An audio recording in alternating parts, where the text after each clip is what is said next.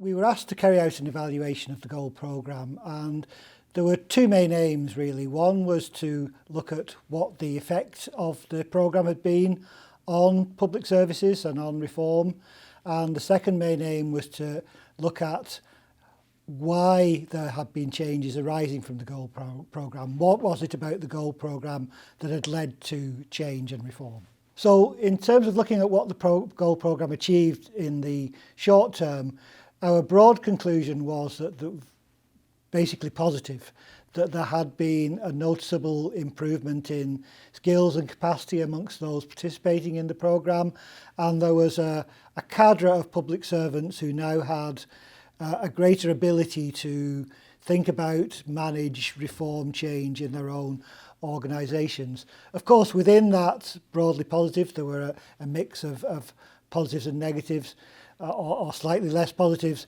For example, collaboration across departments had improved, but maybe not as much as people had hoped for.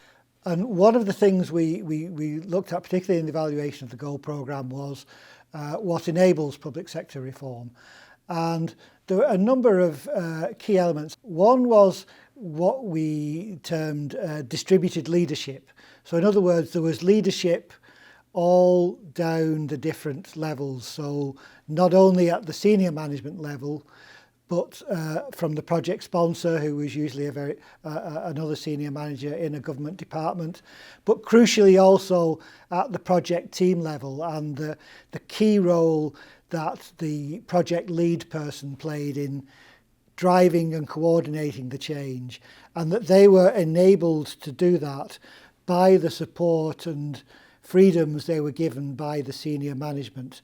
A second key enabler of change was the appropriate use of external support, using the support that CES provided to facilitate different tools and techniques that the project teams could work with, and giving them the skills to how to manage more collaboratively, more effectively, providing them with a strong evidence base. So in terms of thinking about future reform initiatives, I think one thing to think of is that a goal type reform project is not applicable to all change in the public service. I think it's most relevant when you're very clear about the outcomes that you want to achieve, but you're very unclear about the means of getting there.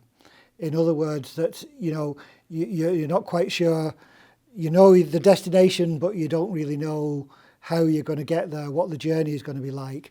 And a project like the Gold programme encouraged is a way of navigating your way through that landscape in an effective way. A second one would be in terms of putting in strong governance arrangements that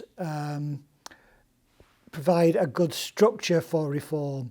So in the Gold programme, for example, the key role of the project sponsor at a very senior level in driving change, but also in terms of giving the project team discretion to work and to actually make change happen, and having things like sign-off from the very top, so from the Secretary General or Permanent Secretary of a government department, the fact that they've signed off on the project and have given their commitment to it is an enabler of change. So having that overall governance structure is a really good supporter of change.